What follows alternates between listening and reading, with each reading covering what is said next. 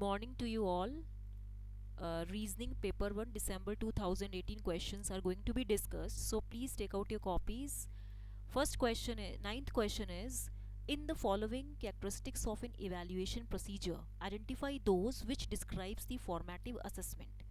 Okay, now out of the given options, let me tell you very clearly what is evaluation. Evaluation क्या होता है? Okay, evaluation means it is a value judgment on an observation performance test or indeed any data. Observation performance test होता है like पूरा साल आपने पढ़ाई की तो उसके बाद आपने जो एग्ज़ाम हुआ final exam that is evaluation. Monthly test हो गए या आपका कोई क्लास टेस्ट हो गया दैट इज़ ऑल्सो इवैल्यूएशन. अब इवैल्यूएशन 4-5 टाइप्स के होते हैं बट यहाँ पे मैं डिस्कस कर रही हूँ फॉर्मेटिव असेसमेंट. फॉर्मेटिव असेसमेंट जो होता है, फॉर्मेटिव असेसमेंट के बारे में as I have already written here during the class the teacher is present. Formative assessment जो होता है, ठीक है, इसमें जो असेसमेंट होती है it is for assessment for learning होता है. It is assessment for learning, कुछ सीखने के लिए होती है. ठीक है. दूसरा कि it measures few things like इसमें सेमेस्टर एग्जाम्स फ्रीक्वेंटली होते हैं. आपने जो भी आप क्लास पास करते हो तो उसके एग्जाम्स होते हैं ना फाइनल. आप first year second year third year में पढ़ रहे हो तो उसके भी फाइनल एग्जाम्स होते हैं. तो semester exams are going to take place frequently. ठीक है. और इसमें क्या होता है, यहाँ पे स्कोरिंग होती है. The scored but not graded. इसमें ग्रेडेड नहीं होता बट स्कोर्ड होता है. ठीक है. दूसरा क्या है, इसमें हम क्या क्या हम इसमें फॉर्मेटिव असेसमेंट की फॉर्म में आता है. क्विज़ आते हैं, क्विज इंटरव्यूज़ होते हैं. Okay. Quiz interviews, conversation, okay, conversation, projects, ये सब आते हैं. ठीक है. अब यहाँ पे आप देखिए, जैसे इसमें फर्स्ट ऑप्शन दिया है evaluation is a post instructional event, ये फॉल्स है. इवैल्यूएशन अकर्स ड्यूरिंग इंस्ट्रक्शन, ये ट्रू है. जब आप इंस्ट्रक्शन देते हो उसी वक्त इवैल्यूएशन स्टार्ट हो जाती है ना. Evaluation is carried out by policy makers, no it is false. ठीक है. इवैल्यूएशन टेक्स प्लेस पीरियोडिकल, ये टाइम टू टाइम क्या होता रहता है, ये भी फॉल्स है. हमें we have to select the best appropriate answer. The aim of evaluation is to improve the process of teaching. Yes, evaluation is based on participation of students and teacher. Yes, जब teacher होगा तो students को guide करेगा, students को पढ़ाएगा, instructions देगा, फिर evaluation तो students का ही होगा ना.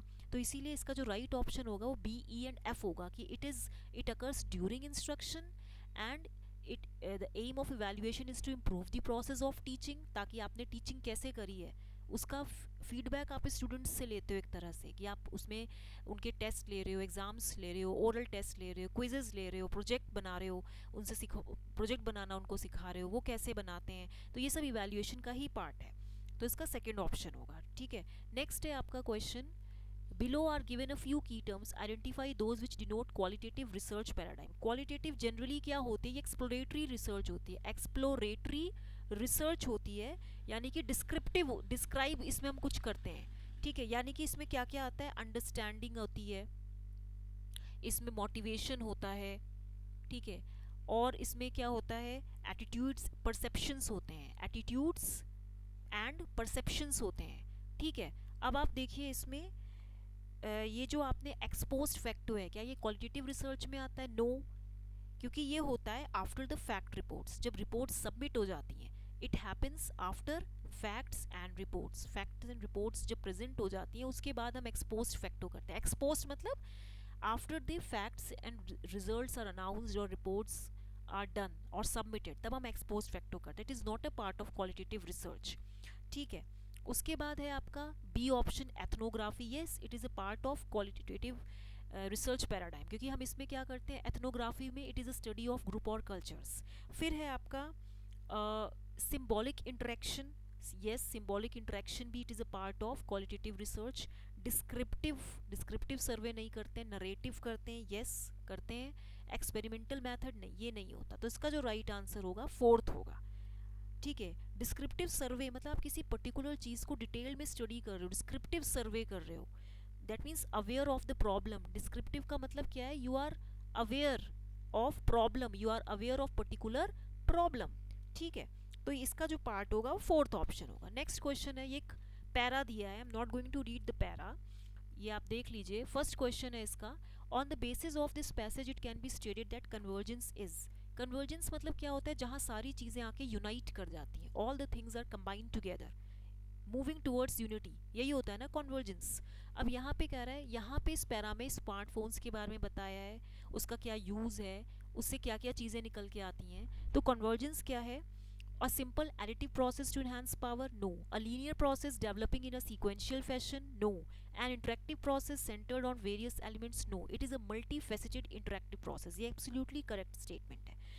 Multifaceted, कई सारे चीज़ों का आप कंबाइन कर रहे हो, मल्टी फेसेटेड इंटरेक्टिव प्रोसेस है। इसमें लिखा भी है कि convergence can take place in the form of policy making, breaking down the walls between education and science and technology, ये सब है इसमें। ठीक है, तो यहाँ पे आपको पर्टिकुलर पैसेज, पर्टिकुलर क्वेश्चन से रिलेटेड वो लाइन देखनी होगी, कि आप जब पूरा पैरा पढ़ लोगे तब आपको पता चलेगा कि convergence it is a multi faceted interactive process, it will be the right answer.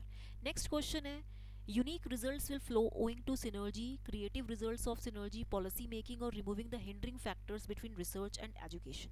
तो इसका जो राइट आंसर होगा वो होगा creative results of synergy. Synergy मतलब तालमेल, ठीक है। यूनिक, देखिए इसमें लिखा भी होगा कि अबाउट सिनर्जी, देखिए convergence of these areas will bring about synergy and perhaps unexpected creative results, तो सिनर्जी ही लेके आता है कन्वर्जेंस। तो यहाँ पे related to this question this answer is the right statement. Next है आपका third, in the view of the author of this passage what determines the quality of content. तो इसका जो क्वालिटी ऑफ कंटेंट क्या determine करेगा? Areas of concern, prevailing traditions, creativity and convergence factors and areas of application. ये तीनों गलत है, third is the right answer. क्यों? क्योंकि आप देखिए इसमें कन्वर्जेंस को बहुत इंपॉर्टेंस दी गई है, जगह जगह पे कन्वर्जेंस ही बताया जा रहा है। ठीक है, मतलब इस पैसेज के ऑथर ने बेसिकली इस कंटेंट में किस चीज़ को इंपॉर्टेंस दी है? कन्वर्जेंस को और क्रिएटिविटी को। Creativity and convergence are the two factors that has been given much importance by the author. Creativity emerges as seemingly disparate areas such as education, industry and culture, जिसकी वजह से convergence भी जो होता है it is receiving the spotlight today. तो यहाँ पे mainly convergence and creativity को importance दी गई है। ठीक है, यहाँ पे लिखा भी है ना, quality of content is determined by creativity, और क्रिएटिविटी से फिर कन्वर्जेंस आ रही है। नेक्स्ट क्वेश्चन है आपका, according to the passage, use of the smartphones has grown because of the developments in technologies, interest of people, no need for applications. Yes, researches भी नहीं है। Smartphones have grown in popularity over the last few years and applications बताया जा रहा है और content इस पे फोकस किया जा रहा है। तो मतलब स्मार्टफोन्स क्यों हम इतना यूज़ कर रहे हैं? Because there are going to be tremendous development in the need for applications. ठीक है, तो इसका जो राइट आंसर होगा वो थर्ड ऑप्शन होगा। नेक्स्ट है, quality of research in a nation gets enhanced as the result of, किसी भी नेशन में रिसर्च की क्वालिटी कैसे बढ़ती है? By the dedicated spirit of the researches, variety in researches, no hard work of the researches, expert power. ये सब सही है, लेकिन जब तक रिसर्चर की खुद से विलिंगनेस नहीं होगी, खुद से उसका डेडिकेशन डिटर्मिनेशन नहीं होगा, तब तक रिसर्च की क्वालिटी कैसे बढ़ेगी? कट कॉपी पेस्ट तो कहीं से भी हो सकता है। तो लास्ट में देखिए लिखा भी है, nation can only become a world leader in science and technology when its scientists are cultivated and allowed to research their hearts content. तो इसका राइट आंसर फर्स्ट ऑप्शन होगा। तो अगर ये आपको इतने क्वेश्चंस अगर मेरी लैंग्वेज समझ में आ रही हो तो इसको लाइक शेयर सब्सक्राइब करना मत भूलेगा। Till then please like share and subscribe. Thank you.